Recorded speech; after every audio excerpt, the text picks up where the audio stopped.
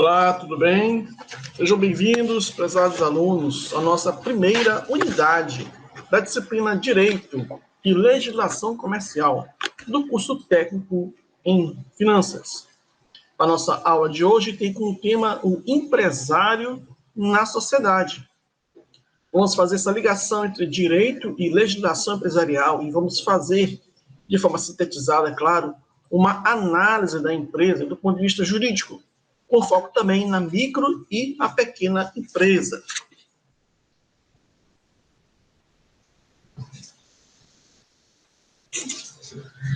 Bom, vamos começar. Nós todos vivemos em sociedade e precisamos de bens para sobrevivermos. E o alimento, o transporte, o vestuário, a educação, saúde e lazer. E hoje, todas essas necessidades do ser humano são satisfeitas com base na troca de produtos e serviços. A economia é esse conjunto de atividades desenvolvidas pelos homens visando a produção, a distribuição e o consumo de bens e serviços necessários à sobrevivência e à qualidade de vida, né? E nós, brasileiros, vivemos numa sociedade em que a economia é capitalista, em que a organização, a produção de riqueza se baseia na propriedade privada, na livre iniciativa, e em que a maioria das transações são mediadas pelo dinheiro, né? A maioria é mediada pelo dinheiro. Outra característica atual é que a maioria dessa produção de bens e serviços não é feita de forma artesanal, muito pelo contrário, uma única pessoa só realizando todo o processo. Nada disso. Com raríssimas exceções, a produção de bens e serviços são efetuada, em sua maioria, em organizações, né? Com vários trabalhadores, equipamentos e recursos. E quem organiza isso tudo é o empresário, né? E ele é o objeto da nossa aula de hoje, né?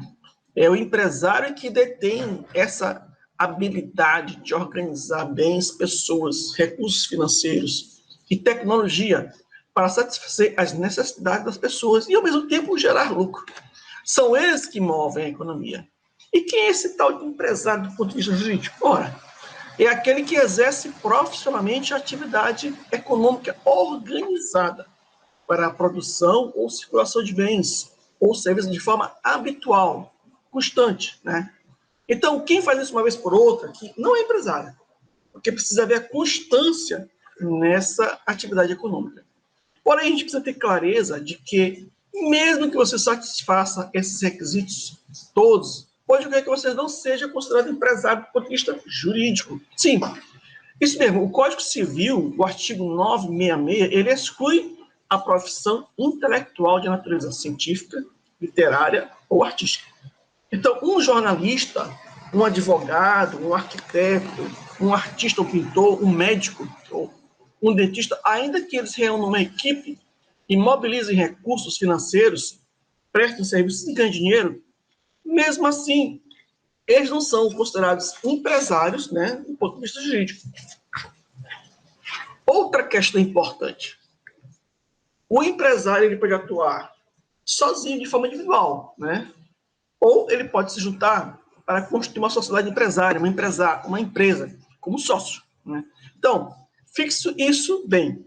Do ponto de vista jurídico, empresário não é sinônimo de sócio de uma empresa, nada disso. Empresário para o mundo jurídico é aquele que organiza bens, pessoas, capital e tecnologia de forma habitual para a obtenção de lucro e que obtenha um registro na junta comercial, né, e um CNPJ na Receita Federal. Mas ele, o empresário, continua sendo uma pessoa física, uma pessoa natural. Mas como assim, professor? Você vai ter CNPJ? Gente, é preciso acabar com essa noção falsa de que se tiver CNPJ é empresa. Por exemplo, condomínio residencial ou comercial não é empresa, não é uma organização, não tem personalidade jurídica. Mas mesmo assim, tem a obrigação de obter um CNPJ, um cadastro nacional de pessoa jurídica na Receita Federal. Os candidatos a cargos eletivos, eles que querem ser vereadores, deputados, senadores, prefeitos, governadores ou presidente da República, eles não têm uma empresa para eleger, mas mesmo assim eles têm um CNPJ durante o período eleitoral. para poder abrir conta corrente, receber recursos de campanha e prestar contas com a Justiça Eleitoral. Portanto, o CNPJ tem uma relação de natureza fiscal com a Receita Federal. Então, o empresário que quer atuar sozinho, ele obtém um CNPJ, se registra na junta comercial, mas continua sendo pessoa física, pessoa natural. E com isso, todo o seu patrimônio pessoal responde por eventuais débitos relacionados à sua atuação empresarial. Coisa diferente acontece quando algumas pessoas resolvem se juntar para explorar uma atividade empresarial. Eles resolvem criar uma empresa, um novo ente jurídico. E esse ente jurídico ele nasce com o registro do estatuto ou do contrato social na junta comercial. E nesse caso, com raras exceções, o patrimônio pessoal dos sócios não responde pelas dívidas da empresa. A gente tem dois tipos de sociedades empresariais, né? A sociedade de responsabilidade limitada e a sociedade de ações.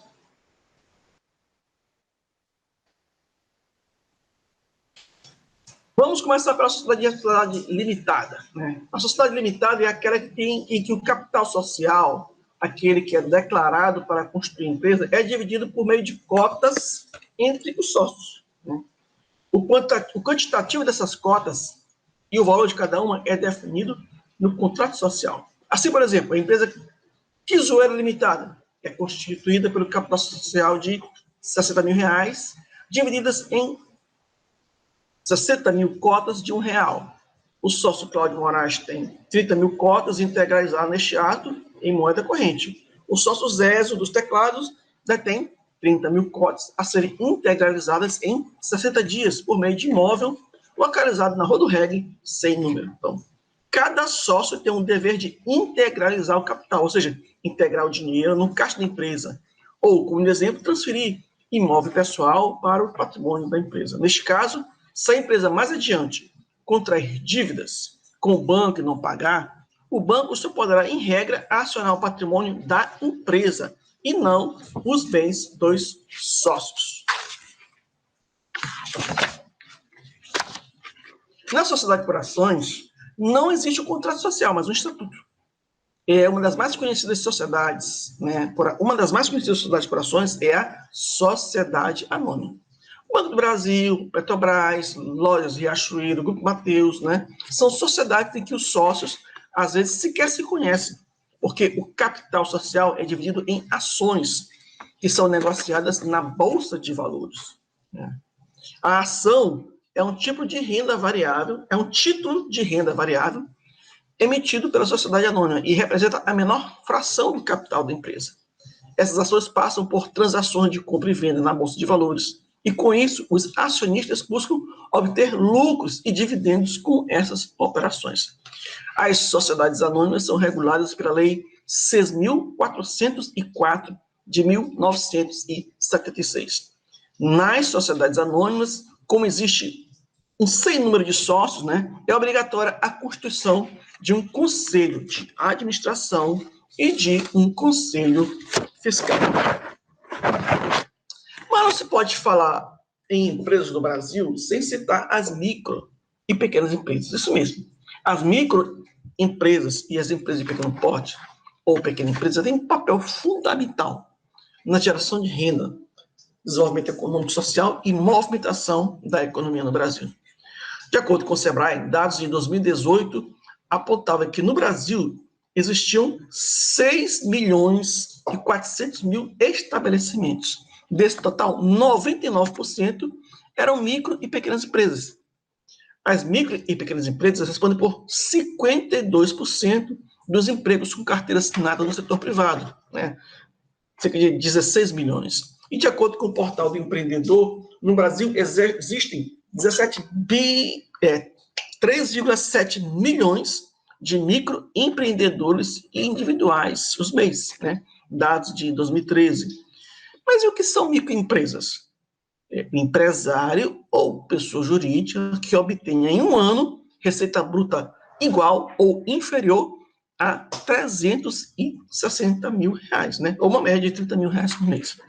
O pequeno empresário ou a pequena empresa é quem tem faturamento anual entre 360 mil reais até 4 milhões e 800 mil reais. As micro e pequenas empresas, certo? Elas têm tão grande importância no país, na geração de emprego, né, e renda, que elas têm um regime próprio, que é o Estatuto da Micro e Pequena Empresa. E a Lei Complementar 123, de 2006. Essa lei prevê um tratamento jurídico diferenciado para as micro e pequenas empresas, né? Um processo simplificado de registro e de legalização de empresários e de empresas, um regime especial de arrecadação de tributos, que é o Simples Nacional, preferência em licitações, possibilidade de montagem de um consórcio de micro e pequenas empresas para aquisição de venda de bens e serviços. E elas também têm um estímulo ao crédito e inovação com juros diferenciados em relação às grandes empresas.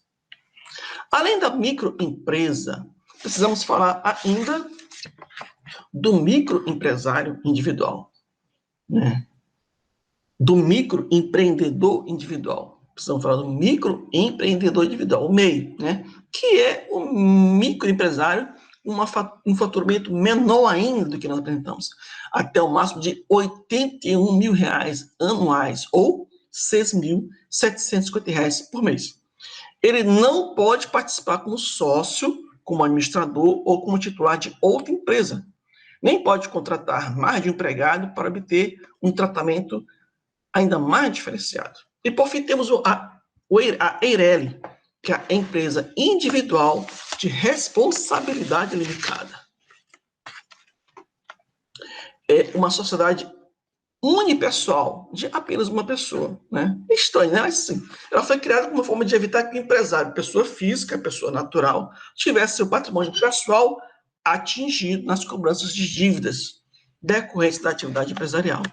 O capital social dessa empresa não pode ser superior a 100 vezes o salário mínimo, hoje 110 mil reais, mais ou menos, né? Então, se existe uma sociedade limitada com capital hoje de 110 mil, todos os sócios deixam a sociedade e fica apenas um, já não há necessidade de serem inclusos novos sócios sob pena da sociedade ser extinta, né? Agora ela pode continuar a existir como uma sociedade unipessoal.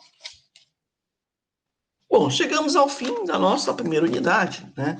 Mas não fique só com esse conteúdo, nós temos as apostilas disponíveis para você ler e estudar, temos os textos complementares, né? Contribua também, né, com o fórum de discussão. Tem muita coisa para ler, né? Você não vai se arrepender. Siga em frente, prossiga nos estudos e alcance a sua meta de se tornar um técnico em finanças. A oportunidade é para poucos e esse curso vai fazer muita diferença em sua vida. Eu sou o professor Cláudio Moraes. Um grande abraço e até a próxima unidade.